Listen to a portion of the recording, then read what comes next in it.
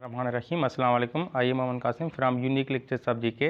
अच्छा, आज का जो हमारा लेक्चर है वो है constitution, martial laws and major developments of Pakistan.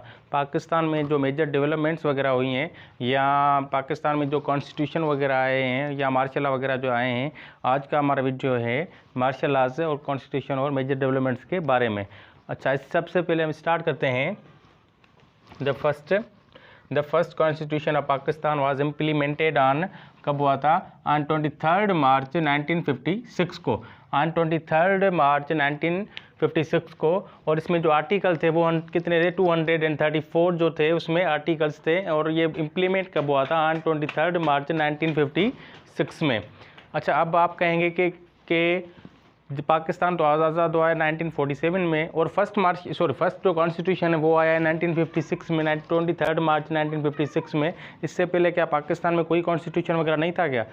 ऐसी बात नहीं है। पाकिस्तान में कॉन्स्टिट्यूशन था वो जो इंडियन एक्ट था 1935 में, जो इंडियन एक्ट आया था, तो लॉर्ड माउंटबेटन ने जिन्ना साहब को ये कहा था कि आप हमारे जो एक्ट है इसी में आप तरामीम वगैरह करके, अमेंडमेंट वगैरह करके जो इसको आप अपने यहाँ लगा सकते हैं।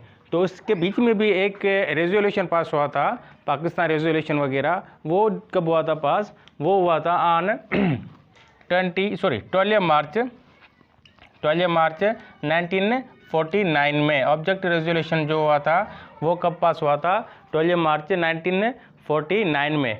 ये आपसे जो इम्तिहानात लेने वाले इदारे होते हैं, कॉम्पिटिटिव एग्ज़ाम लेने वाले, ये आपसे जो है इनकी डेट्स वगैरह लाजमी पूछते हैं, या आर्टिकल्स वगैरह के बारे में भी लाजमी पूछते हैं। उसके बाद है the first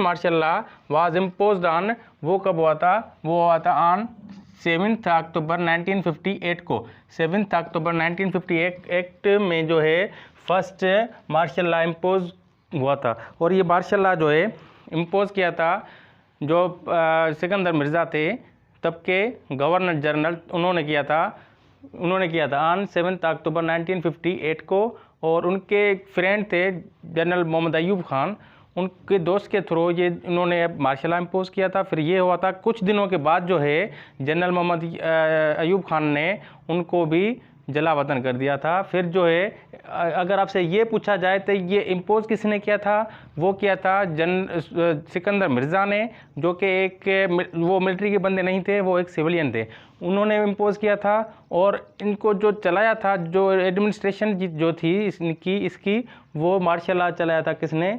general Mohammad Ayub Khan ने। लेकिन इम्प्लीमेंट किया था इसको, इम्पोज किया था इसको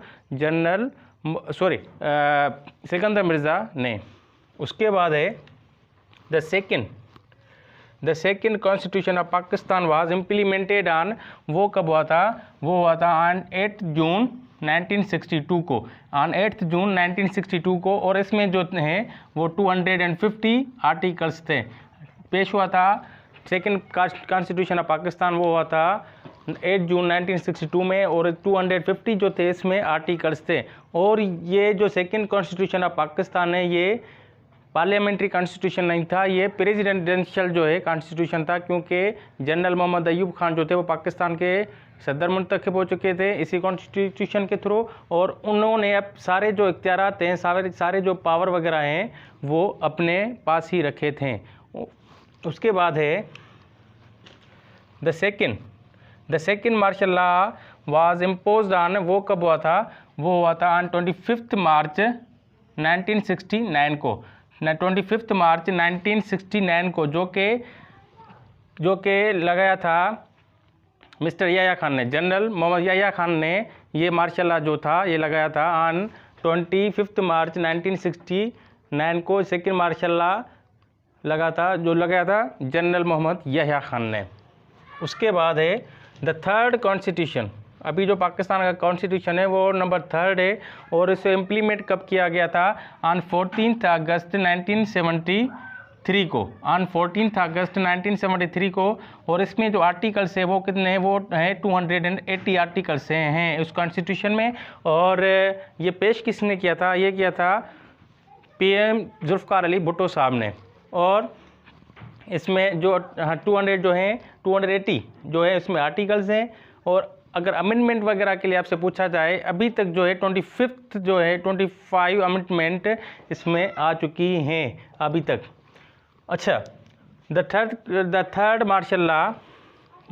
martial law was imposed on 5 July 1977। The fifth कब हुआ था वो? 5 जुलाई 1977, जो कि लक साहब ने लगाया था, जो कि ऑन 5 जुलाई 1977 को। अच्छा, सिंध पब्लिक सर्विस कमीशन वाले या ये जो और भी इदारे हैं, ये आपसे कभी कभी जो है पूछ लेते हैं कि पीपल्स पार्टी ब्लैक डे कब सेलिब्रेट करती है, ब्लैक डे सेलिब्रेट कब करते हैं पीपल्स पार्टी वाले। तो आपको पता होना चाहिए वो भी ऑन 5 जुलाई को जो है पीपल्स पार्टी वाले अपना ब्लैक डे भी सेलिब्रेट करते हैं, क्योंकि इस दिन जो है पाकिस्तान में थर्ड मार्शल लॉ जो लगा था, और वो लगाया था किसने? जनरल जिया लक साहब ने। अच्छा, उसके बाद है द फोर्थ मार्शल लॉ। वो कब इम्पोज हुआ था? वो हुआ था ऑन 12 अक्टूबर 1999 को। ऑन 12 अक्टूबर 1999 में हुआ था इम्पोज। और ये किया किसने था? ये किया था जनरल परवेज़ मुशर्रफ ने। पाकिस्तान में अभी तक जो हैं 3 कॉन्स्टिट्यूशन आए हैं और 4 जो हैं मार्शल लॉ लग चुके हैं अभी तक।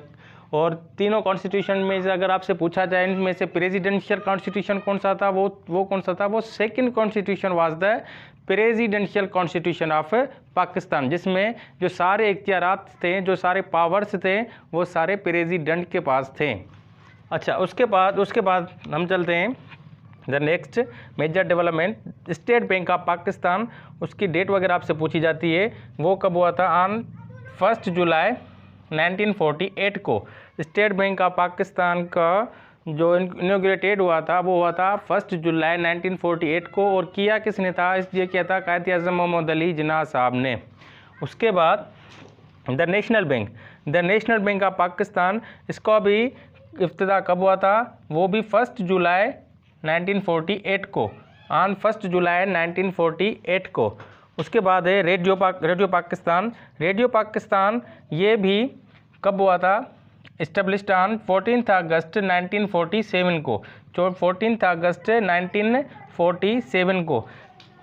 उसके बाद PTV पाकिस्तान टेलीविज़न, ये कब इस्टेब्लिश हुआ था? ये हुआ था ऑन 26 नवंबर 1964 को। उसका जो पहला ऑफिस था वो कहाँ? लाहौर में था। वो PTV इस्टेब्लिश हुआ है कब? ऑन 26 नवंबर 1964 को, और पहला ऑफिस उनका जो था वो लाहौर के में था। उसके बाद है स्टील मिल, वो भी कब इफ्तिताह हुआ है स्टील मिल का? ऑन 2 जुलाई 1973।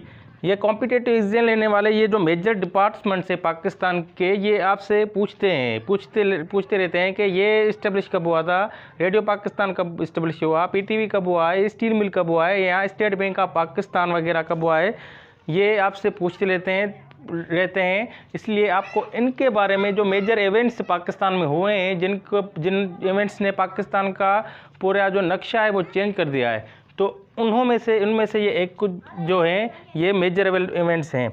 और मंगला डैम, जो कि सबसे ज़्यादा बिजली पैदा करने वाला डैम है पाकिस्तान में, वो कब हुआ था? वो हुआ था 1967 को, 1967 में।